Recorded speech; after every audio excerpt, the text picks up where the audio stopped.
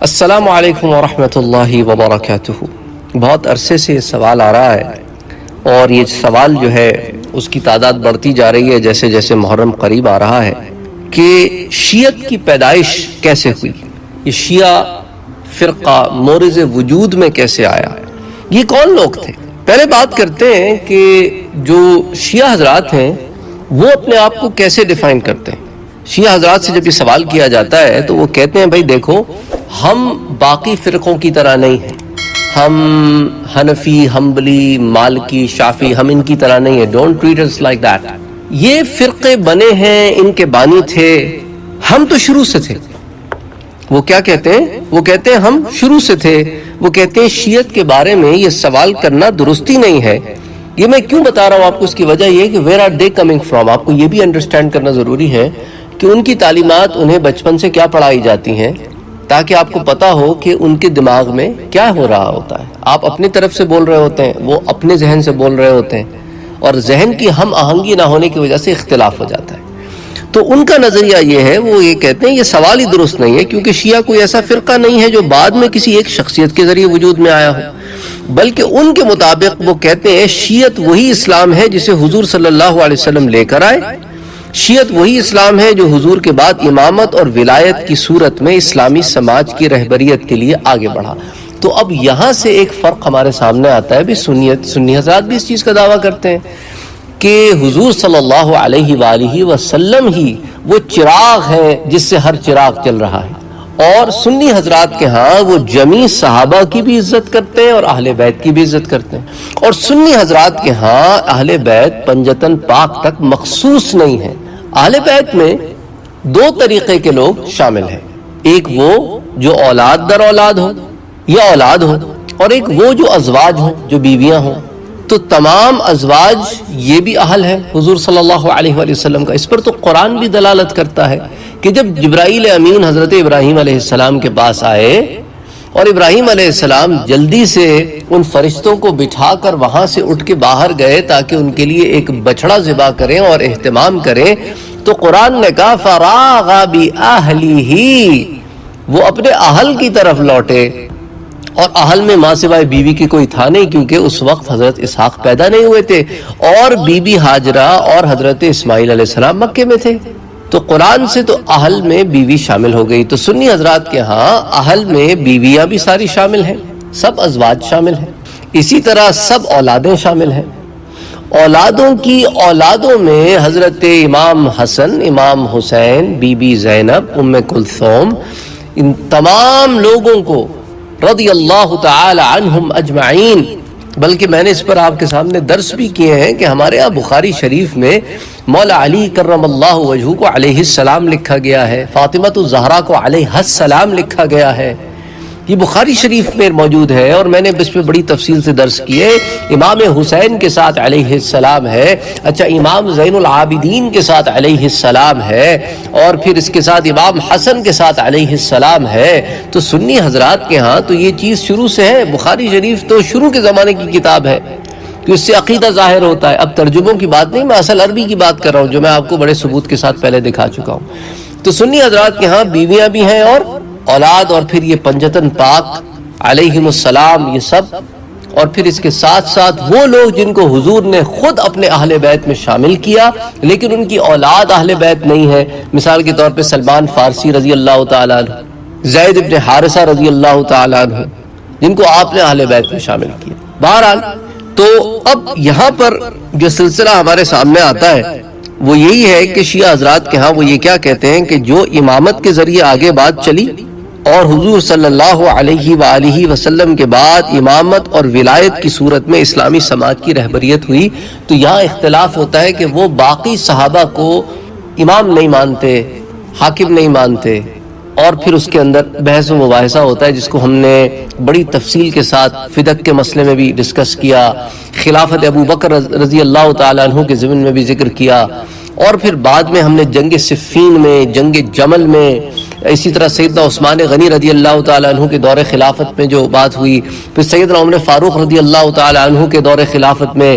تو دور خلافت جس کو خلافت راشدہ علی منہاج النبوہ کہتے ہیں اہل سنت والجماعت کے نزدیک، ان سب میں 5 لوگ ہیں جو خلافت راشدہ علی منہاج النبوہ، نبوت کے بتائے ہوئے راستے پر جو حکومت ہوتی رہی، سیدنا ابو بکر صدیق، سیدنا عمر فاروق، سیدنا عثمان غنی، مولا کائنات حضرت علی علیہ السلام رضی اللہ تعالی عنہ کرم اللہ وجہہ، سارے القابات آپ کے ساتھ استعمال ہو سکتے ہیں، اور امام حسن رضی اللہ تعالی عنہ علیہ السلام، دونوں القاب آپ کے ساتھ استعمال ہو سکتے ہیں۔ یہ 5 کا دور وہ 30 سال تھا جس کو حضور صلی اللہ علیہ وآلہ وسلم نے فرمایا کہ یہ خلافت راشدہ علی منہاج النبوہ ہے۔ تو سنی حضرات کے ہاں اس کا یہی موقف ہے، اور وہ یہی کہتے ہیں کہ حضور صلی اللہ علیہ وآلہ وسلم کی حیات طیبہ اور خلفائے راشدین والمہدیین کے زمانے میں اس طرح کی کوئی ڈسٹنکشن نہیں تھی کہ یہ شیعہ ہے وہ سنی ہے، سب مسلمان تھے، سب ایک تھے۔ لیکن بعد میں پھر یہ شاخ بنی جب یہ مسئلہ سامنے آیا کہ بھئی امامت اور ولایت کے حقدار تو صرف آل بیت ہیں، یہاں سے پھر الگ ہوا۔ اب یہ شروع کیسے ہوا؟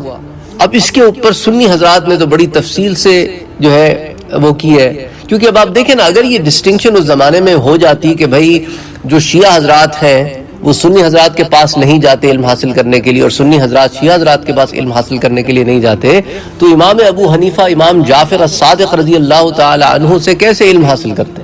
امام جعفر اور امام ابو حنیفہ یہ استاد شاگرد ہیں، امام جعفر استاد ہیں، امام ابو حنیفہ شاگرد ہیں، اور فقہی اعتبار سے امام ابو حنیفہ نے امام جعفر الصادق سے بہت علم حاصل کیا، اور امام ابو حنیفہ کے شاگرد امام محمد، انہوں نے امام ابو حنیفہ سے علم حاصل کیا۔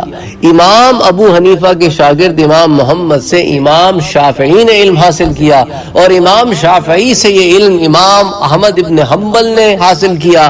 تو اگر آپ یہ ساری کڑیاں بنائیں تو سب تو ایک ہی جگہ جا کے جڑ جاتی ہیں، تو ڈسٹنکشن تو نہ ہوئی۔ اچھا، فقہ جعفریہ بصورت فقہ امام جعفر الصادق کی حیات طیبہ میں نہیں موجود تھی، یہ بعد میں مرتب ہوئی۔ اور شیعت جس طرح آپ آج دیکھتے ہیں، اب سے 150 سال پہلے شیعت ایسی نہیں تھی۔ اب مسئلہ کیا ہوا ہے کہ لوگوں نے اپنی نفرتوں کو پاک و ہند میں اتنا نکالا ہے ایک دوسرے میں کہ اب بہت ساری دیواریں آ گئی ہیں بیچ میں۔ جب ہم بچے تھے، چھوٹے تھے، اب سب ساتھ کلاس میں پڑھتے تھے، پتہ تھوڑی ہوتا تھا یہ شیعہ ہے وہ سنی ہے، نہ لڑتے تھے نہ جھگڑتے تھے، ساتھ کھیلتے تھے، ساتھ اٹھتے تھے، ساتھ بیٹھتے تھے، ساتھ چلتے تھے۔ اور اگر آپ ہمارے دادا پر دادا کے زمانے میں چلے جائیں تو آپ کو یہ ڈسٹنسز اور کم نظر آئیں گے، ایک دوسرے سے اتنی دوریاں نہیں تھیں اور قریب تھے لوگ۔ لیکن وقت کے ساتھ ساتھ فتنہ پردازوں نے اتنے فتنے لگائے کہ جس کی وجہ سے آگ بھڑک اٹھی۔ دیکھو، کسی کے بڑوں کو تم برا بولو گے تو وہ پھر تمہیں پلٹ کے برا بولیں گے۔ تو اب دونوں طرف ایکسٹریمز بھی ہیں، ہمارے ہاں خوارج ہیں، ہمارے ہاں اس طرح کے ایکسٹریم ہیں، تو ان کے ہاں نواسب ہیں، ان کے ہاں بھی اس طرح کے ایکسٹریمز ہیں۔ صرف شیعہ حضرات میں کئی فرقے ہیں، کئی سو میں ہیں، لیکن ہم سنی ہمیں باہر سے نظر نہیں آتے۔ بہرحال تو وہ یہ کہتے ہیں کہ ولایت کا معاملہ اس طرح آگے بڑھا، اور ولایت جس کو ہے، امامت جس کو ہے، وہی خلیفۃ المومنین ہوگا، اور اس کے علاوہ ہم غیر کو خلیفہ نہیں مانتے۔ وہ زیادتی یہ کرتے ہیں کہ وہ کتنے خلفائے کو صرف خلافت سے نہیں بلکہ دائرہ اسلام سے خارج کر دیتے ہیں بعض حضرات۔ یہ زیادتی ہوتی ہے۔ جس کے اسلام کو، ایمان کو اللہ نے قبول کیا، اللہ کے رسول نے قبول کیا، ہم ان کو کیسے خارج الاسلام کر سکتے ہیں؟ وہ تو اللہ کے رسول کے صحابی ہیں۔ اللہ کے رسول کے اصحاب کے اوپر انگلی اٹھانے کا مطلب کیا ہے کہ اللہ کے رسول کے چناؤ پر، اور اس سے اوپر اللہ کے چناؤ پر ہم انگلی اٹھا رہے ہیں۔ معاذ اللہ، معاذ اللہ، معاذ اللہ، یعنی اتنی گستاخی کوئی کیسے کر سکتا ہے؟ تو دھیان کرنا چاہیے۔ اسی طرح ہمارے ہاں بھی کچھ لوگ ہیں، ایک قیام کا بھی جی سارے یہ فرقے کے لوگ کافر ہیں۔ آج کل چینل پہ میرے بھی زیادہ کچھ لوگ ایسے آ رہے ہیں جو کہہ رہے ہیں یہ سارے بریلوی کافر ہیں۔ کب پاگل ہو گئے ہو؟ دماغ خراب ہو گیا تمہارا؟ کیسے تم، یعنی اتنی نفرت کس نے بھر دی ہے ان لوگوں میں؟ سمجھ نہیں آتا۔ اس طرح کچھ اٹھتے ہیں کہتے ہیں جی سارے شیعہ کافر ہیں، عجیب بات. وہ اٹھتا ہے کوئی کہتا ہے جی یہ سنی کافر ہے. تو اگر ہم سارے کافر ہیں تو پھر مسلمان کون ہیں؟ یہ اللہ تعالیٰ کے کلمہ گو کون لوگ ہیں؟ یہ جو نماز پڑھتے ہیں، حج بھی کرتے ہیں، روزے بھی رکھتے ہیں، زکوٰۃ بھی، یہ کون ہے یہ لوگ؟ شیعہ بھی کافر، سنی بھی کافر، تو پھر مسلمان کون ہے؟ عیسائی، یہودی، ہندو، یہ مسلمان ہے کیا؟ کچھ خدا کا خوف کرو یار. 1% بھی ایک جماعت نہیں ہے وہ 99% پہ کفر کا فتویٰ لگا دیتی ہے. ہاں یہ سارے کافر. تو اب ان چیزوں سے باہر آنے کی ضرورت ہے. اس طویل بحث کا مقصد یہ ہے کہ ذہنوں کو ذرا اوپن کریں اور یہ نفرتوں کے بازار جو ہم نے گرم کر رکھے ہیں ان سے باہر آئیں. تو اب وہ یہ کہتے ہیں، پھر کہتے ہیں کہ اسلام کے اس دوسرے نام کا تذکرہ بھی خود حضور کی زبان سے ہوا ہے. یہ شیعہ حضرات کہتے ہیں، اور بہت سارے اصحاب نے اسی طریقہ کار کو آپ صلی اللہ علیہ وسلم کے رحلت کے فوراً بعد اپنایا، جنہیں خود اللہ کے رسول نے شیعہ ہونے کا لقب دیا تھا. تو وہ حضور صلی اللہ علیہ وسلم کی طرف اس کی نسبت کرتے ہیں. حالانکہ قرآن بڑا واضح ہے. قرآن کہتا ہے کہ الیوم اکملت لکم دینکم واتممت علیکم نعمتی ورضیت لکم الاسلام دینا. ورضیت لکم الاسلام دینا. اللہ نے کیا کہا کہ میں نے آج تمہارے دین کی تکمیل کر دی ہے، تم پر اپنی انعامات اور نوازشیں پوری کر دی ہیں اور تمہارے لیے اسلام کو دین چنا ہے. شیعت کو دین نہیں، سنیت کو دین نہیں، اللہ نے کیا کہا؟ اسلام کو دین چنا ہے. ٹھیک ہوگی بات؟ اچھا اب آگے چلیں.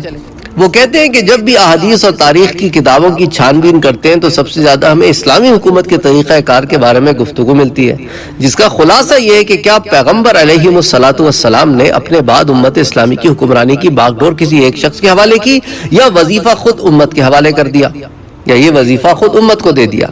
وہ کہتے ہیں تاریخی، احادیثی اور اعتقادی کتب کا مطالعہ کرنے کے بعد یہ بخوبی واضح ہو جاتا ہے کہ پیغمبر علیہ الصلوۃ والسلام نے اپنے بعد امت کی راہبری امر الہی سے ایک خاص شخص کے حوالے کی، اور یہ سنگین وظیفہ امت کے حوالے نہیں کیا.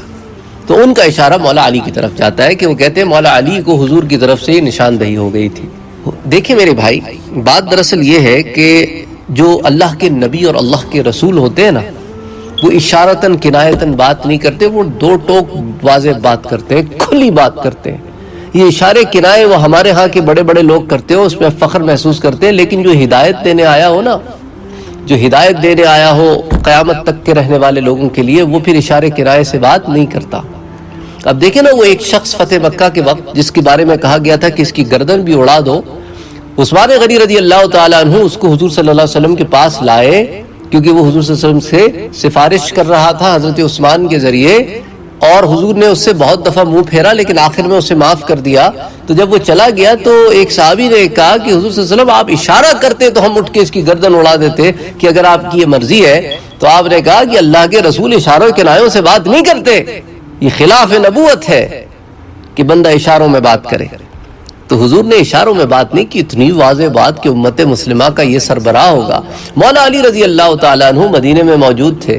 حضور صلی اللہ علیہ وسلم نے اپنے ممبر پر نماز پڑھانے کے لیے اپنے محراب میں، اس وقت محراب تو نہیں تھے لیکن اپنے مصلی پر کس کو کھڑا کیا؟ صدیق اکبر حضرت ابو بکر صدیق رضی اللہ تعالیٰ عنہ کو. حضرت علی کہتے ہیں میں خود مدینے میں اس وقت موجود تھا، حضور چاہتے تو مجھے بھی کھڑا کر سکتے تھے. اور حضرت عباس سے جب حضرت علی سے کہا کہ جاؤ حضرت علی حضور صلی اللہ علیہ وسلم سے پوچھو کہ اگر خلافت ہمارے پاس آ جائے آپ کے بعد حضرت علی نے کہا نہیں میں نہیں پوچھوں گا، اگر حضور نے منع کر دیا تو تا قیامت منع ہو جائے گی بات، اس لیے میں نہیں پوچھوں گا. اور کیا مجھے بتاؤ حضرت علی نے حضرت ابو بکر کے پیچھے نمازیں پڑھی یا نہیں پڑھی؟ کچھ جاہل دلیل دیتے ہیں کہ وہ خوف سے پڑھی، مجبوراً پڑھی. میں کہتا ہوں شرم کرو، تم مولا علی کو جانتے نہیں ہو، صرف نام لیتے ہو. شیر خدا ڈرا نہیں کرتے کسی سے، وہ شیر خدا ہے، وہ اسد اللہ ہے. ایک طرف کہتے ہو کہ شیر خدا ہے پھر کہتے ہو ڈر گئے، ہرگز نہیں. وہ امام حسین کے والد محترم ہیں، یہ وہ ہیں جنہوں نے امام حسین کی تربیت کی، وہ مولا کائنات ہیں، علی مرتضیٰ ہے. ان کے بارے میں ایسی باتیں کرتے ہوئے تمہارے اندر کے ایک ہلکی سی بھی کپ کپی نہیں ہوئی. پھر وہ کہتے ہیں کہ دوسرے لفظوں میں بعد پیغمبر حاکم اسلامی کے تعین کے لیے دو ہی راستے ہیں، ایک تنسیس، دوسرا انتخاب. تنسیس یعنی خود پیغمبر اپنا جانشین مقرر کریں، انتخاب یعنی مہاجرین و انصار پیغمبر کا جانشین منتخب کریں۔ ان دو راستوں کے پیش نظر اگر پیغمبر اسلام کی موقعیت کو نزدیک سے تحقیق کرے تو تین صورتیں ملتی ہیں۔ ایک، پیغمبر نے اپنے جانشین کو مقرر کرنے کے حوالے سے کوئی بات نہ کی ہو۔ دوسرا، پیغمبر نے اپنے جانشین کی تعین کا طریقہ بتا کر اسے شورا کے سپرد کر دیا ہو تاکہ وہ جسے چاہے انتخاب کر لے۔ تیسرا، اپنے تربیت کی کردہ افراد میں سے کسی ایک کو اپنا جانشین مقرر کر دے۔ اب آپ یہ دیکھیں نا، حضرت ابوبکر صدیق رضی اللہ تعالی عنہ نے تیسرے طریق پر حضرت عمر کو منتخب کیا۔ حضرت عمر رضی اللہ تعالی عنہ نے مجلس شورا والے طریق سے، جو دوسرا طریقہ ہے، سیدنا عثمان غنی منتخب ہو گئے، اور مولا کائنات حضرت علی کرم اللہ وجہہ، وہ امت نے آپ کا انتخاب کیا، اور حضرت ابوبکر صدیق رضی اللہ تعالیٰ عنہ کا انتخاب پر بھی امت اتفاق ہوئی۔ اور حضرت ابوبکر صدیق رضی اللہ تعالیٰ عنہ کے وہ فرمان بھی میں آپ سے شیئر کر چکا ہوں کہ آپ نے حضرت علی رضی اللہ تعالیٰ عنہ سے کہا کہ علی، کن حالات میں میری بیعت ہوئی وہ میں تمہیں بتاتا ہوں۔ ہم بیعت کرنے وہاں نہیں گئے تھے، ہم انصار کا جھگڑا مٹانے گئے تھے، لیکن حالات ایسے سنگین ہو گئے تھے کہ وہاں بیعت کے بغیر چارہ نہیں تھا، کیونکہ وہ بغیر حاکم چنے اٹھنا نہیں چاہتے تھے۔ اس فساد کو روکنے کے لیے بیعت ہوئی۔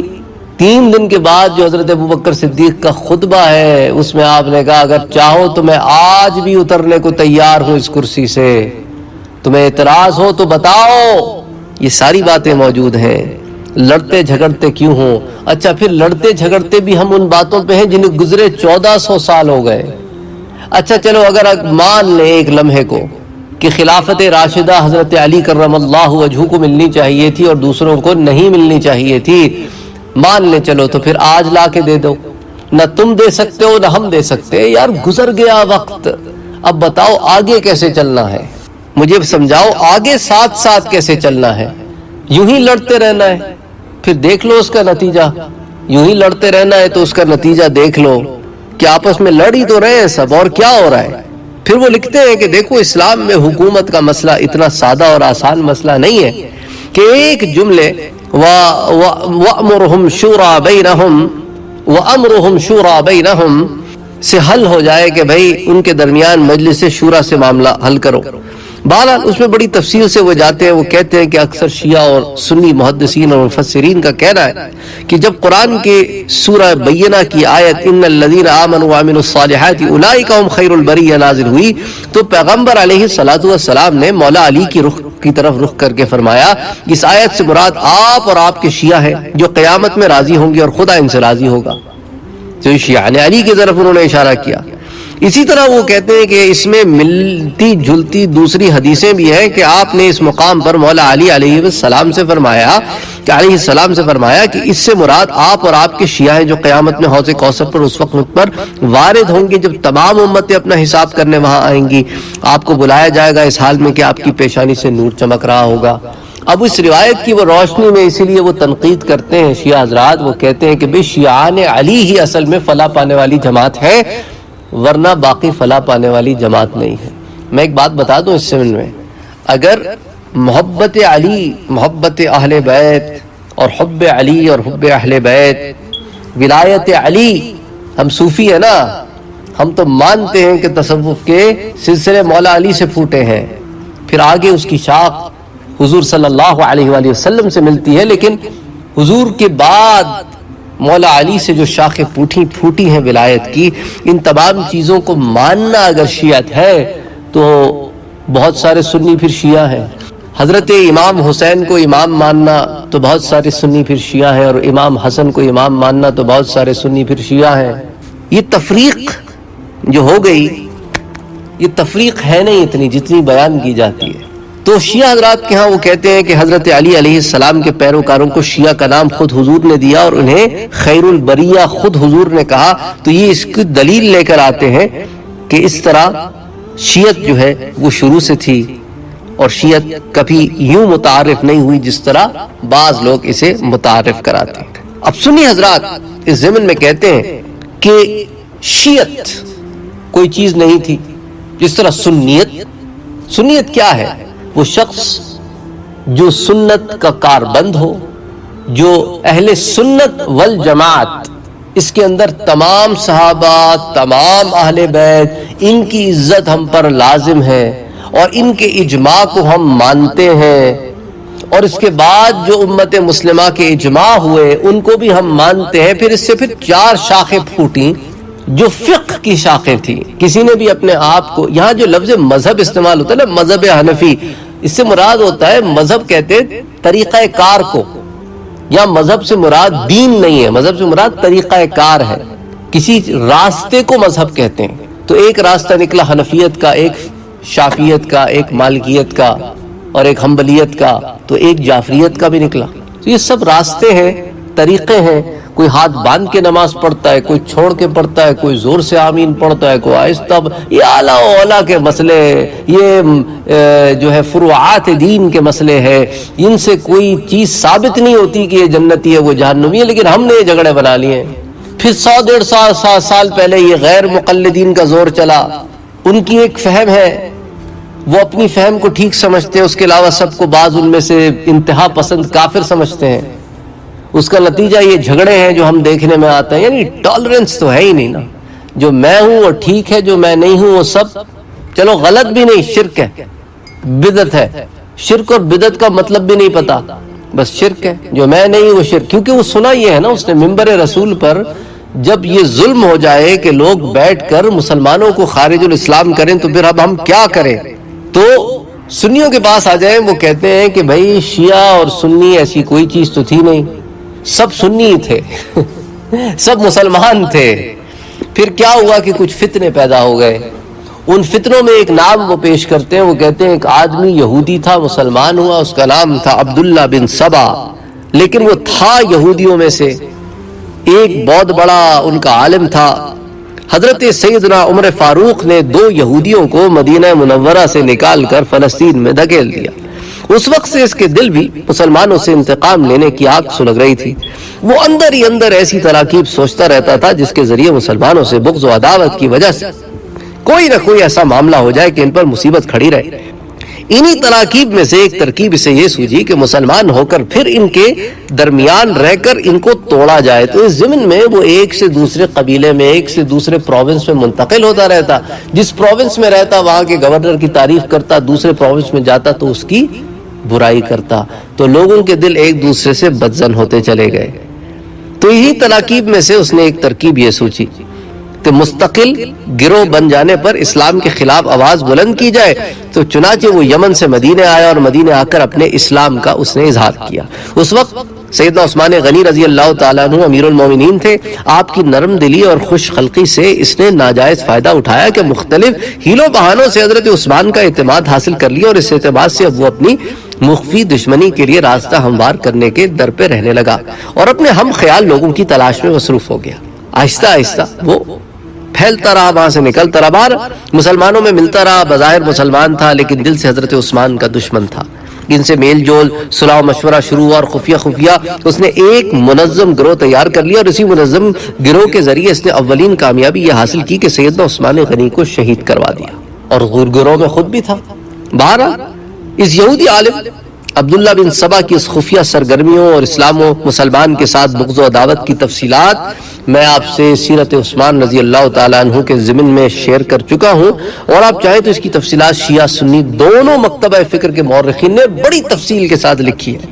مثال کے طور پہ الکامل فی التاریخ لابن اثیر، اس کی جلد نمبر 3 صفحہ نمبر 154 پہ وہ لکھتے ہیں وَقَالَ ذَلِكَ أَنَّ عَبْدُ اللَّهِ ابن سبا كَانَ يَهُودِيًّا وَأَسْلَمَ أَيَّامَ عثمان، کہ وہ حضرت عثمان رضی اللہ تعالیٰ عنہ کا دور خلافت تھا، اور حضرت عبداللہ ابن سبا اصل میں یہودی تھا، اور سیدنا عثمان کے دور خلافت میں اس نے اسلام قبول کیا اور حجاز آ گیا، پھر بصرہ، پھر کوفہ، اور اس کے بعد شام، پھر ہر مقام پر اس نے لوگوں کو اسلام سے برگشتہ کرنے کی کوشش کی لیکن ناکامی ہوئی، اور شامیوں نے اسے شام سے باہر نکال دیا۔ وہاں سے مصر پہنچا اور وہاں آ کر قیام پذیر ہوا۔ وہاں اس نے مصریوں کو کہا کہ بڑی تعجب کی بات ہے کہ اگر کوئی یہ کہتا ہے کہ حضرت عیسیٰ دوبارہ آئیں گے تو لوگ اس کی تصدیق کرتے ہیں، اور اگر حضور کے انتقال کے بعد واپسی کا کہا جائے تو اسے لوگ جھٹلا دیتے ہیں۔ اس طرح رجعت کا عقیدہ اس نے گھڑ لیا، اور کچھ لوگوں نے اس کی بات قبول بھی کر لی۔ اس کے بعد دوسرے عقیدے کو پھیلایا اور کہا کہ ہر پیغمبر کا کوئی نہ کوئی وصی ہوتا ہے، ہمارے پیغمبر صلی اللہ علیہ وآلہ وسلم کے وصی مولا علی ہیں، تو جو شخص حضور کی وصیت کو جاری نہیں رکھتا اس سے بڑھ کر اور ظالم کون ہوگا؟ اور عثمان نے ناحق خلافت پر قبضہ کر لیا ہے۔ اس کی ان باتوں کو سن کر لوگوں نے اس کی حمایت کی اور اپنے حاکموں پر لعن طعن کا آغاز کیا۔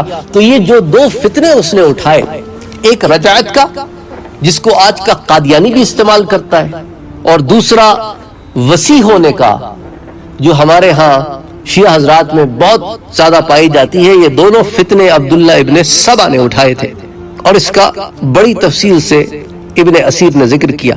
اسی طرح البدایہ والنہایہ میں آ جائیں جو حافظ ابن کثیر نے لکھی ہے، اس کی جلد نمبر 7 7ویں جلد صفحہ 167 168 میں وہ لکھتے ہیں، سیف ابن عمر نے کہا کہ حضرت عثمان کے خلاف لشکر کشی کا سبب یہ تھا کہ ایک شخص عبداللہ ابن سبا نامی یہودی تھا، اس نے اسلام لانا ظاہر کیا اور مصر جا کر لوگوں کو ایک من گھڑت وحی سنائی جس کا مضمون یہ تھا کہ ایک آدمی کو وہ کہتا ہے کہ کیا ایسا نہیں کہ حضرت عیسیٰ دوبارہ زمین پر تشریف لائیں گے؟ وہ آدمی جواباً کہتا ہے یہ درست ہے۔ پھر اسی شخص کو وہ کہتا ہے کہ اگر یہی بات کوئی حضور صلی اللہ علیہ وسلم کے متعلق کہے، یعنی آپ بھی دوبارہ تشریف لائیں گے، تو تم اس بات کا انکار کرتے ہو، حالانکہ حضور حضرت عیسیٰ سے افضل ہے، لہٰذا انہیں ضرور دوبارہ آنا ہے۔ پھر وہ کہتا ہے کہ حضور نے حضرت علی کو اپنا وصی مقرر فرمایا، جب حضور خاتم الانبیاء ہیں تو حضرت علی خاتم الوصیاء ہوئے۔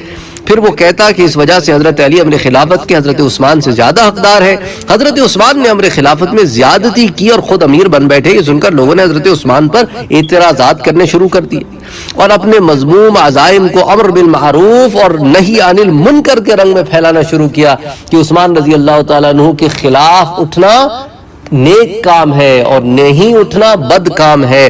تو امر بالمعروف اور نہی عن المنکر کی یہ غلط تحریک چھیڑی گئی۔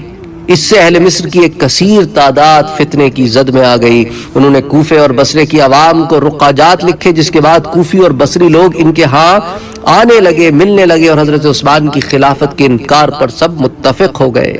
انہوں نے ایک آدمی حضرت عثمان کے ساتھ مناظرے کے لیے بھیجے۔ بڑی تفصیل سے میں نے سیرت عثمان میں ان تمام باتوں کو جمع کیا ہے، آپ سیرت عثمان سن لیں، آپ کو یہ تمام دور بڑی تفصیل سے مل جائیں گے، یہاں میں اختصاراً بیان کر رہا ہوں۔ تو انہوں نے ایک آدمی کو ایک کے بعد ایک آدمی حضرت عثمان کے پاس بھیجے، مناظرے کے لیے بھیجے اور کچھ ایسے پیغامات بھیجے کہ ہم آپ کے ساتھ آپ کے اس رویے پر احتجاج کرتے ہیں، اور آپ نے اپنے عزیز و اقارب اور رشتہ داروں کو مختلف عہدوں پر کیوں فائز کیا ہے اور بڑے بڑے صحابہ کو کوئی اہمیت نہ دی۔ تو یہ باتیں بہت سے لوگوں کے دلوں میں گھر کر گئیں کہ یہ دیکھو، یہ صحابیوں کی عزت کی بھی بات کرتے ہیں اور حضرت عثمان پر طعن بھی کرتے ہیں، حضرت علی رضی اللہ تعالیٰ عنہ کا انہوں نے حق مار لیا۔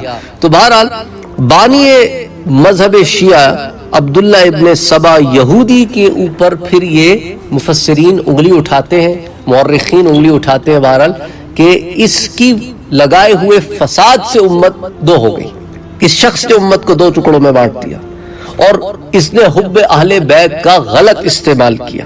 تو اس لیے کہتے ہیں یہ بانی ہے اس تھاٹ پروسیس کا، اس کے عقائد کے بیان میں اہل سنت کی کتابیں جو ہیں وہ موجود ہیں۔ یہاں چند ایک شیعہ کتابوں کی عبارات بھی ملاحظہ کیجئے۔ روضۃ الصفا، شیعہ عقائد کی مشہور تاریخ روضۃ الصفا میں موجد اہل تشیع عبداللہ ابن سبا کی عقائد کی تشریح کچھ ان الفاظ میں بیان کی گئی ہے۔ یہ فارسی زبان میں کتاب ہے، شاید اردو میں اس کے ترجمے بھی موجود ہوں، کہ بہرحال وہ لکھتے ہیں اس کا نام تھا، اس کو کہتے تھے ابن اسواد، جو کہ غیر عرب مورخین میں عبداللہ بن سبا کے نام سے مشہور ہے۔ صنعاء کے یہودیوں میں سے ایک بڑا عالم تھا، حضرت عثمان اس عزت و احترام کی نگاہ سے دیکھتے تھے۔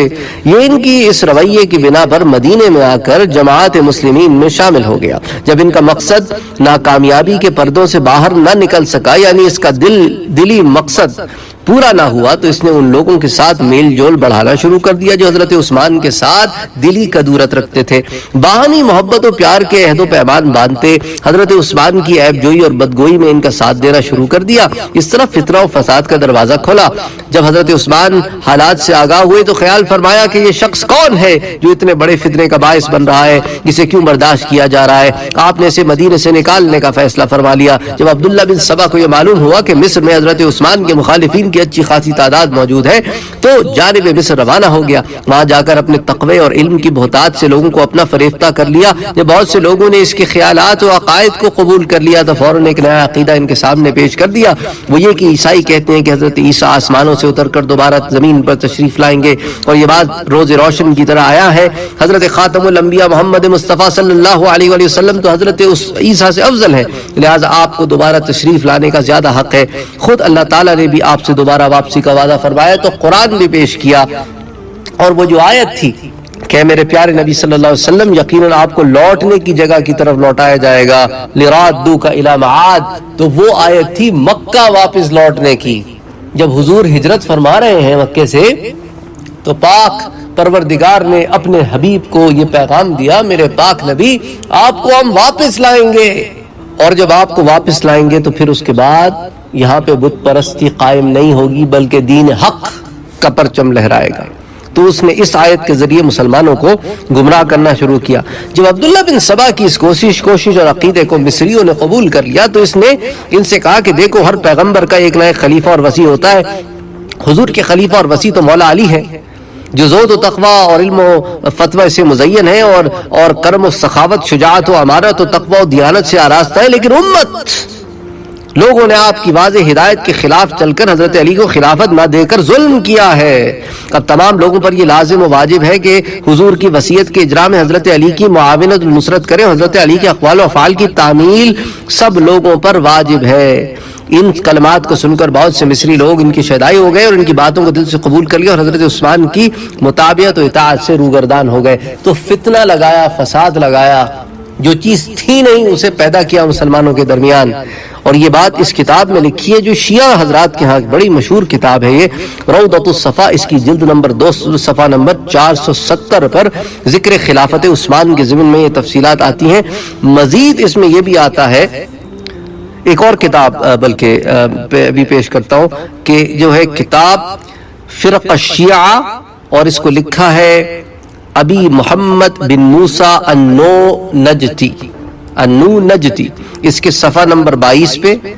یہ مطبوعہ ہے حیدریہ نجف، اشرف من علماء قرن الثالث تحت فرقۃ السبعیہ. تو اس میں وہ لکھتے ہیں کہ حضرت علی رضی اللہ تعالیٰ عنہ کے اہل علم ساتھیوں نے بیان کیا ہے کہ عبداللہ بن سبا یہودی تھا، پھر مسلمان ہو گیا اور حضرت علی سے محبت کا دعوے دار ہوا. یہودیت کے دوران وہ حضرت موسیٰ علیہ السلام کے انتقال کے بعد حضرت یوشع ابن نون کے بارے میں اس قسم کی باتیں کرتا تھا، یعنی حضرت یوشع بن نون حضرت موسیٰ کے خلیفہ اور وصی تھے. مسلمان ہونے کے بعد حضور کے انتقال کے بعد حضرت علی کے بارے میں بھی وہی باتیں کہیں. یہی وہ پہلا شخص ہے جس نے حضرت علی کی امامت کی فرضیت کو مشہور کیا اور حضرت علی کے دشمنوں سے بیزاری کا اظہار کیا اور آپ کے مخالفین کو لوگوں کے سامنے ظاہر کیا. اسی وجہ سے شیعہ لوگوں کے مخالفین کہتے ہیں کہ رفس یعنی شیعت کی جڑ یہودیت سے، یعنی یہودیت نے ہی ظہور اسلام کے بعد شیعت کا روپ دھار لیا ہے. تو یہ شیعہ حضرات کی کتاب میں موجود ہے اسٹیٹمنٹ. اچھا، ایک طرف ایک لمحے کو مان لیں کہ حضرت علی رضی اللہ تعالیٰ عنہ حضرت عثمان سے خوش نہیں تھے، تو اگر خوش نہیں تھے تو امام حسن اور امام حسین حسنین کریمین ان کو حضرت عثمان کے دروازے پر حضرت عثمان کی حفاظت کے لیے کیوں مامور کیا؟ اور امامین کریمین میں سے ایک زخمی ہو گیا حضرت عثمان کی حفاظت میں. حضرت عثمان نے انہیں گھر بھیج دیا کہ میں نہیں چاہتا کہ فاطمہ کے لال کو میری وجہ سے کچھ ہو. یہ محبت تھی ان میں آپس میں. یہ نفرتیں کس نے بھر دیں پہلے یہ پتا کرو. ایک اور کتاب الناسخ التواریخ، تاریخ خلفاء، جلد نمبر 3 صفحہ نمبر 237-238، یہ بھی طبع جدید مطبوعہ تہران سے شائع ہوئی ہے. یہ دوران خلافت عثمان ابن عفان کے بارے میں بات کرتی ہے ان صفحات پر. اس کے مصنف جو ہے وہ مرزا محمد تقی ہے. وہ لکھتے ہیں کہ عبداللہ ابن سبا ایک یہودی تھا، عہد عثمانی میں اسلام لایا اور کتب سابقہ اور مصاحف گزشتہ سے خوب واقف تھا. جب مسلمان ہوا تو حضرت عثمان کی خلافت اس کو اچھی نہ لگی، چنانچہ وہ اپنے ساتھیوں کے ساتھ محافل میں بیٹھتا اور حضرت عثمان رضی اللہ تعالیٰ عنہ کے خلافت جتنا کچھ قبیح افعال کا ذکر کر سکتا تھا کرتا رہتا تھا. حضرت عثمان کی خبر ملی تو کہا الہی یہ یہودی کون ہے؟ چنانچہ حکم دیا کہ اسے مدینے سے باہر نکال دو۔ عبداللہ ابن سبا مصر آ پہنچا، کیونکہ عالم و دانا آدمی تھا، اس لیے لوگ اس کے ارد گرد جمع ہونا شروع ہوئے اور اس کی باتوں کو قبول کرنے لگے۔ تب اس نے کہا، لوگوں تم نے سنا نہیں کہ عیسائیوں کا عقیدہ ہے کہ عیسیٰ علیہ السلام دنیا میں واپس آئیں گے، اور ہماری شریعت کے مطابق یہ بات بھی درست ہے۔ اگر عیسیٰ علیہ السلام واپس آ سکتے ہیں تو حضور صلی اللہ علیہ وسلم جو زیادہ افضل ہیں کیوں نہیں؟ اللہ بھی قرآن کریم میں فرماتا ہے کہ جس خدا نے تجھے قرآن دیا ہے وہ تجھے لوٹنے کے وقت پر لوٹائے گا۔ اب وہ بات کدھر تھی کدھر لگا دی، اور یہی بات خوارج نے بھی کی۔ یہ جتنے لوگوں نے اسلام میں رکھنے ڈالے ہیں انہوں نے قرآن کی آیات کی غلط تعویلات کی ہیں، اور اس کی وجہ سے خود بھی بھٹکے اور اوروں کو بھی بھٹکا دیا۔ تو اس نے بھی لوگوں کو بھٹکانے کے لیے قرآن کی غلط تعویل بیان کی۔ پھر جب یہ بات لوگوں کے دلوں میں راسخ ہو گئی، رجعت کا عقیدہ پختہ ہو گیا، تو اب ابن سبا نے کہا کہ اللہ نے 1,24,000 انبیاء اس زمین پر بھیجے اور ہر پیغمبر کا ایک وزیر و خلیفہ ہوا ہے۔ یہ کس طرح ہو سکتا ہے کہ ایک پیغمبر دنیا سے جائے جبکہ وہ صاحب شریعت نبی ہو، مگر اپنا خلیفہ و نائب لوگوں میں نہ چھوڑ جائے، اپنی امت کا معاملہ مسئلہ خلافت ایسے ہی چھوڑ جائے؟ لہذا حضور کے لیے علی علیہ السلام وسیع ہے اور خلیفہ ہے، جیسا کہ آپ نے علی کو خود فرمایا، تو میرے لیے یوں ہے جیسے موسیٰ کے لیے ہارون۔ تو اس نے وہ حدیث وہاں سے اٹھائی لیکن متن کے بغیر اٹھائی، کب ہوئی، کیوں ہوئی، کیسے، یہ تو ہمیں آج پتا ہے نا، آج تو بڑا انفارمیشن کا دور ہے۔ اس زمانے کی بات ہے، نہ مطبوعات تھے، نہ انٹرنیٹ، نہ ٹیلی فون، بس کوئی جہاں سے آ گیا تو اس نے جو بات کہی لوگوں نے مان لی۔ پھر سامنے عالم کا کون کوشچن کرتا ہے؟ وہ تو چھوڑو آج کی بات، ممبر رسول پہ چڑھ کے کوئی کچھ بھی کہہ دے۔ ممبر رسول کا غلط استعمال بھی کتنے لوگ کر رہے ہیں، آپ بھی جانتے ہیں، میں بھی جانتا ہوں، فتنہ لگا رہے ہیں امت میں، اور کھڑے ممبر رسول پر ہیں۔ اور تکلیف کی بات تو یہ ہے کہ ممبر رسول پر کھڑے ہو کر اہل بیت کا ذکر نہیں کرتے۔ مجھے تو بڑی تکلیف ہوتی ہے، یہ کون لوگ ہیں جو اہل بیت کا ذکر ہی نہیں کرتے؟ جمعے کے کتنے خطبے آپ نے سنے اہل بیت پر؟ کتنے سنے آپ نے اہل بیت پر خطبے جمعے؟ بہت کم سنے ہوں گے۔ مولا کائنات حضرت علی کرم اللہ وجہہ، آپ نے کتنی حدیثیں سنی ہوں گی جس میں کہا ہے کہ راوی حضرت علی ہیں اس کے؟ ایک عجیب دور ہے، عجیب دور ہے۔ معلوم یہ ہوتا ہے کہ بنو امیہ کا دور لوٹ آیا ہے۔ حضرت حسن بصری اپنے شاگردوں سے کہتے تھے کہ میں کوئی روایت بیان کروں اور صحابی کا نام نہ لوں تو سمجھ جانا کہ میں نے حضرت علی کرم اللہ وجہہ سے روایت سنی ہے، تم تک پہنچا رہا ہوں، کیونکہ یہ وہ دور نہیں کہ مولا علی کا نام لیا جائے۔ اللہ اکبر، اللہ اکبر۔ تو بہرحال واپس آتے ہیں اس کتاب کی طرف۔ اس نے یہ چیزیں بیچ میں ڈالنا شروع کی، اسی سے سمجھا جا سکتا ہے۔ وہ کہتا ہے کہ حضرت علی علیہ السلام حضور کے خلیفہ اور حضرت عثمان نے منصب خلافت پر غاصبانہ قبضہ کر لیا ہے۔ عمر نے بھی کسی حق کے بغیر یہ شورا پر ڈال دیا تھا، حضرت عمر پر بھی اس نے بات کرنی شروع کر دی۔ اور عبد الرحمن ابن عوف نے نفسانی حوث سے عثمان کی بیعت کر لی، تو حضرت عبد الرحمن ابن عوف پر بھی۔ اور یہ سارے کون ہیں؟ عشرہ مبشرہ ہیں، میرے پاک نبی صلی اللہ علیہ وسلم نے انہیں جنت کی بشارت دی ہے، میرے رب کے حکم سے دی ہے۔ تم رب کے حکم پہ حکم لگاتے ہو، شرم آنی چاہیے۔ بہرحال حضرت عبد الرحمن ابن عوف کے اوپر بھی اس نے انگلی اٹھائی اور کہا کہ اور علی کا ہاتھ بھی اس نے پکڑ رکھا تھا، جب علی نے بیعت کر لی تو اس کا ہاتھ چھوڑ دیا۔ تو اس نے یہ تمام باتیں لوگوں سے کرنی شروع کی۔ پھر اب اس کتاب میں آتا ہے، اب جو ہم شریعت محمدی میں ہیں، ہم پر واجب آتا ہے کہ امر بالمعروف اور نہی عن المنکر سے سستی نہ کریں۔ تو اس نے لوگوں کو ابھارنا شروع کیا کہ امر بالمعروف اور نہی عن المنکر سے کام لو، جیسا کہ ارشاد خداوندی ہے کہ تم میں بہترین امت وہ ہے جو لوگوں کے لیے لائی گئی تاکہ انہیں نیکی کا حکم کرے، برائی سے روکے۔ پھر ابن سبا نے لوگوں سے کہا کہ ہم میں یہ طاقت نہیں ہے کہ عثمان کو خلافت سے اتار سکے، البتہ یہ ہم پر ضروری ہے کہ جتنا ہو سکے عثمان کے عمال یعنی گورنروں کو جو ظلم و ستم روا رکھے ہیں کمزور کر ڈالیں، ان کے قبیح اعمال اہل دنیا پر واضح کریں اور لوگوں کے دل عثمان اور اس کے عمال سے، ان کے گورنروں سے متنفر کر ڈالے۔ چنانچہ انہوں نے کئی خطوط لکھے اور والی مصر عبداللہ ابن سعد کے ظلم کی شکایت کرتے ہوئے جہاں میں ہر طرف ان کو ارسال کیا، اور اس طرح انہوں نے لوگوں کو اس بات پر یک دل بنایا کہ وہ مدینے میں جمع ہو کر عثمان رضی اللہ تعالیٰ عنہ کو امر بالمعروف کرے اور اسے خلافت سے اتار دیں۔ عثمان یہ معاملہ سمجھتے تھے اور مروان بن حکم نے ہر شہر میں جاسوس بھیجے، چنانچہ وہ یہ خبر لے کر واپس آئے کہ ہر شہر کے بڑے لوگ عثمان کو اتار دینے میں یک زبان ہیں۔ ناچار عثمان کمزور ہو گئے اور اپنے معاملے میں عاجز آ گئے، قتل ہو گئے۔ ثابت ہوا معتبر شیعہ مورخ مرزا تقی کی اس عبارت سے کہ یہ امور ثابت ہو گئے کہ عبداللہ بن سبا پکا یہودی تھا جو عہد عثمانی میں اسلام لایا، مگر در پردہ یہودی ہی رہا، جیسا کہ اس نے اس بارے میں بہت ساری جگہوں پر اس بات کو واضح بھی کیا کہ وہ اس کتاب میں جیسا کہ لکھتے ہیں کہ وہ ایک فاضل و دانا ہے۔ اسی طرح اس نے شیعہ مسلک کی بنیادیں ڈالی کہ سب سے اول مسئلہ رجعت پیدا کیا اور لوگوں کو ذہن نشین کرایا جو کہ شیعہ عقائد کی جڑ بنی۔ مسئلہ رجعت کے ایجاد کے بعد لوگوں کو یہ ذہن نشین کرایا کہ حضرت علی ہی نبی صلی اللہ علیہ وسلم کے صحیح خلیفہ اور وسیع ہیں، اور خلفائے ثالثہ جو حضرت علی سے پہلے خلیفہ ہوئے انہوں نے اس حق پر ڈاکہ ڈالا، قبضہ کیا۔ پھر یہ دو عقیدے ایجاد کرنے کے بعد اس نے چاہا کہ انہیں لوگوں میں عام ترویج دی جائے، چنانچہ اس نے مختلف ممالک میں ہر طرف خطوط روانہ کیے اور حضرت عثمان کو خلافت سے اتارنے کے لیے سازش کا ایک وسیع جال پھیلا دیا، جس میں وہ کامیاب ہوا اور نتیجتاً حضرت عثمان رضی اللہ تعالیٰ عنہ شہید ہو گئے اور فرقہ شیعہ کی بنیاد مضبوط ہو گئی۔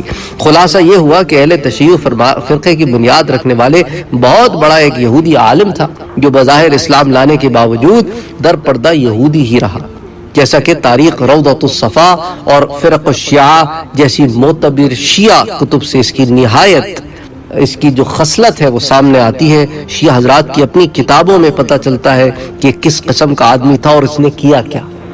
زمین میں فساد لگایا، لوگوں کو لڑوایا، مسلمانوں کی تلواریں ایک دوسرے کے اوپر اٹھیں اور جتنا فساد ہوا، جنگ جمل اسی فتنے کا نتیجہ تھا، جنگ صفین اسی فتنے کا نتیجہ تھا، اور بعد میں آنے والے تمام چیزیں اسی فتنے کے نتیجے میں سامنے آئیں، اور ایسا اس نے اس فتنے کا دروازہ کھولا جو آج تک بند نہیں ہو سکا، اور کچھ جاہلوں کی وجہ سے یہ تفرقہ بڑھتا چلا جا رہا ہے۔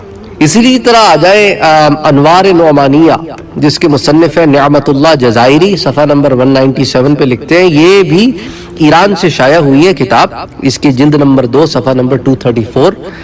عبداللہ بن سبا نے حضرت علی کے بارے میں الہ ہونے کا عقیدہ ایجاد کیا، یہ اس کتاب میں لکھا ہے۔ اس پر حضرت علی نے اسے جلا وطن کر دیا اور کہا گیا کہ یہ اصل میں یہودی تھا، پھر مسلمان ہو گیا۔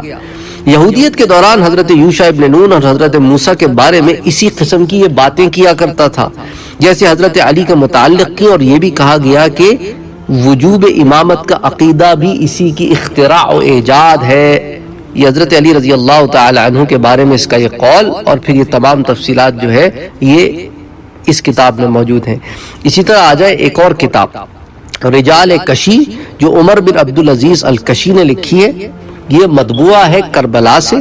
اس میں عبداللہ ابن سبا کا تذکرہ ان الفاظ میں آتا ہے، یہ عربی میں ہے، وَذَكَرَ بَعْدُ أَهْلِ الْعِلْمِ إِنَّ عَبْدُ اللَّهِ ابن سبا كَانَ يَهُودِيًا فَأَسْلَمَ۔ تو بعض علماء نے ذکر کیا کہ عبداللہ ابن سبا یہودی تھا، پھر مسلمان ہوا اور حضرت علی سے دوستی کی، اور دوران یہودیت حضرت یوشع ابن نون کو حضرت موسیٰ علیہ السلام کا وسیع بطور غلو کہا کرتا تھا۔ اسلام لانے کے بعد حضور کے انتقال کے بعد حضرت علی کے بارے میں بھی اس نے اسی طرح کی بات کہی۔ یہی وہ پہلا شخص ہے جس نے حضرت علی کی امامت کے فرض ہونے کا عقیدہ مشہور کیا۔ تو اب یہ بات تو یہاں پہ ان کی کتاب سے بھی ثابت ہو گئی کہ ان اصل التشیع رفض ماخوذ من الیہودیہ، حضرت علی کے مخالفوں سے بیزاری کا اظہار کیا اور انہیں عوام میں مشتہر کیا۔ اسی وجہ سے شیعہ لوگوں کے مخالفین یہ کہتے ہیں کہ شیعت اور رافضیت کی اصل جڑ یہودیت ہے اور یہ مذہب یہودیت سے اخذ کیا گیا ہے۔ اسی طرح رجال کشی میں صفحہ نمبر 100 میں آتا ہے، یہ سیم کتاب مطبوعہ کربلا جو ہے، کہ عبان بن عثمان سے مروی ہے، وہ کہتا ہے کہ میں نے امام جعفر علیہ السلام سے سنا، فرماتے تھے کہ اللہ تعالیٰ عبداللہ بن سبا پر لعنت کرے کہ اس نے حضرت علی کے متعلق خدا ہونے کا دعویٰ کیا، حالانکہ قسم بخدا حضرت امیر المومنین خدا کے اطاعت گزار بندے تھے۔ ہم پر اختلاف بازی کرنے والوں کے لیے ہلاکت ہو۔ تحقیق جو قوم ہمارے متعلق وہ بات کہتی ہے جو ہم خود اپنے لیے کہنا روا نہیں سمجھتے، ہم اس سے بری الذمہ ہیں، ہم اس سے بری الذمہ ہیں۔ تو ان عبارات سے یہ بات بھی سامنے ثابت ہوتے ہیں کہ مملکت اسلامیہ میں پھوٹ ڈالنے والا پہلا شخص دور عثمانی میں یہی بدبخت عبداللہ ابن سبا رہا۔ یہ منافق تھا اور یہی آدمی شہادت حضرت عثمان کا باعث بھی بنا۔ سب سے پہلے حضرت علی کے لیے ربوبیت اور فرض امامت کا دعوے دار یہی شخص تھا، اور حضرت علی کے مخالفین پر یہی لان تان کی ابتدا بھی اسی نے کی۔ حضرت عیسیٰ کی طرح وہ حضور کی رجعت دوبارہ تشریف آوری کا بھی قائل تھا۔ حضرت علی اور امام جعفر صادق ان عقائد باطلہ کی بنا پر انہوں نے عبداللہ ابن سبا کو خارج از اسلام قرار دیا۔ عبداللہ ابن سبا اصل میں یہودی تھا اور بظاہر اسلام لایا تھا، لیکن دل سے پہلے کی طرح اسلام اور مسلمانوں کا دشمن تھا۔ شہادت عثمان کے اسباب اس کے مہیا کیے ہوئے تھے۔ تو ان تمام باتوں سے یہ بات تو ثابت ہو جاتی ہے کہ اہل بیت اس شخص سے نالاں تھے، ناراض تھے، انہوں نے کبھی بھی ان باتوں کی پذیرائی نہیں کی۔ پھر یہ بات بڑھتی رہی، شہادت امام حسین ہوئی۔ شہادت امام حسین میں کوفے والوں نے انہیں خط لکھ کر بلایا، پر ساتھ کھڑے ہونے کی ہمت نہ جٹا پائے، ہمت نہ کر پائے، ہمت نہیں کر پائے، کھڑے ساتھ نہیں ہو پائے، بعد میں رونے بھی وہی لگے۔ بہت معاملات چلے جس کی تفصیل ہم نے سیرت امام حسین میں دیکھی، سیرت عبداللہ ابن زبیر میں دیکھی۔ پھر اس کے بعد یہی وہ لوگ تھے جو رونے بھی لگے، اور اس کی رسم آج تک چلی آ رہی ہے کہ لوگ ماتم کرتے ہیں، آہوزاری کرتے ہیں، حالانکہ حضور نے سخت منع کیا ہے ان چیزوں سے جو یہ لوگ کرتے ہیں۔ بکائیں بلند کرنا، یاد امام حسین میں بھی روتا ہوں، سنی حضرات بھی روتے ہیں، پر یوں ماتم کرنا، آہو بکا کرنا، اپنے آپ کو تکلیف پہنچانا، گزند پہنچانا، کوڑے مارنا، خون بہانا، ان چیزوں سے شریعت اسلامیہ نے ہمیں منع کیا ہے۔ قرآن کریم اس بات پر واضح ہے کہ دیکھو اپنے ہاتھوں سے اپنی جانوں کو ہلاک نہ کرو، یہ تمہارے پاس اللہ کی امانت ہے۔ اگر تم صحیح معنوں میں اسلام کے پیروکار ہو، صحیح معنوں میں مسلمان ہو، تو اپنے کردار سے بتاؤ، اپنے اعمال سے بتاؤ۔ شاید اس ویڈیو کے نتیجے میں بہت سارے لوگ نیچے گالیاں بھی لکھیں، اور میں ان گالی دینے والوں سے یہ کہتا ہوں کہ گالی دینے سے تمہارا اپنا ظرف ظاہر ہوتا ہے کہ تم میں کتنا ظرف ہے، تمہارے دل میں کتنا کرودھ ہے، تم بیمار آدمی ہو۔ جو بات بات پہ گالی بکتا ہے وہ بیمار آدمی ہوتا ہے، اور اگر وہ ساتھ کہے کہ میں مولا علی کا فدائی ہوں، مولا علی کا ماننے والا ہوں، تو میں کہتا ہوں تم جھوٹ بولتے ہو۔ تم نہ مولا علی کو مانتے ہو، نہ امام حسین کو مانتے ہو، کیونکہ تمہارے کام یزیدیوں والے ہیں۔ تم کام یزید کا کرتے ہو اور دم امام کا بھرتے ہو، یہ کیا بات ہے؟ حالانکہ وہ تو اخلاق کے پیکر تھے، وہ بدتمیزی کرنے والوں کو نوازتے تھے، اور تم تو بدتمیزی کرنے میں پہل کر رہے ہو۔ تم کیسے ان کے ماننے والے ہو جبکہ تمہاری کسی ادا سے یہ جھلکتا ہی نہیں؟ جو جس کا ماننے والا ہوتا ہے اس کے رنگ میں ڈھل جاتا ہے۔ تم تو امام کے رنگ میں ڈھلے ہی نہیں، تم امام کے نام لیوا کیسے ہو سکتے ہو؟ تو دیکھو میرے بھائیوں، زبانیں دراز کرنے سے کچھ نہیں ہوتا، یہ گزر گیا، یہ باتیں گزر گئیں 1400 سال پہلے۔ ہم نے آگے کیسے بڑھنا ہے، ہم نے آگے کیسے چلنا ہے؟ صحیح معنوں میں دین اسلام ہمیں کس طرف دعوت دیتا ہے؟ اسلام کیوں آیا تھا؟ ہمیں ایمان کی دولت سے کیوں سرفراز کیا گیا؟ کیا اسی لیے سرفراز کیا گیا جو ہم کرتے پھرتے ہیں، یا اس کا کچھ اور مقصد ہے جسے ہم ابھی تک کھوج نہیں پائے؟ ہم ان فرقے فسادوں سے کب نکلیں گے کہ یہ شیعہ، وہ سنی، یہ کافر، وہ کافر؟ ہم کب باہر آئیں گے؟ یہ کفر کے فتوے بڑھتے جا رہے ہیں۔ میں ڈرتا ہوں اس وقت سے کہ یہ مسلمانوں پر بڑا بھاری وقت آئے گا، کیونکہ یہ بہت زیادہ افتراء پردازیاں کرنے میں لگ گئے ہیں، ان مسئلوں میں جھگڑنے لگ گئے ہیں جن مسئلوں میں قومیں جھگڑتی ہیں جب ان کی تباہی کا وقت آتا ہے۔ جب مسلمان اسپین پر اپنی گرفت لوز کر رہے تھے، اس وقت یہ مولوی ان فتووں میں الجھے تھے کہ کوا کھانا حلال ہے یا حرام ہے، بجائے اس کے کہ ہم اپنے آپ کو مستحکم کریں۔ ہم اپنے آپ کو کمزور کر رہے ہیں۔ یہ بڑی بڑی ریلیاں نکال کر، بڑے بڑے خطابات کر کے، 4-5 ہزار 10 ہزار لوگوں کو جمع کر کے کیا ثابت کرنا چاہتا؟ وہ جو اسلام کی روح ہے وہ پھونک دو مسلمان میں، ورنہ یہ ایک دن کا مسلمان ہونا تو کوئی مسلمان ہونا نہیں، پورے سال کے مسلمان بن کے بتاؤ۔ کسی کو مت، اپنے رب کو راضی کر۔ وما علینا الا البلاغ۔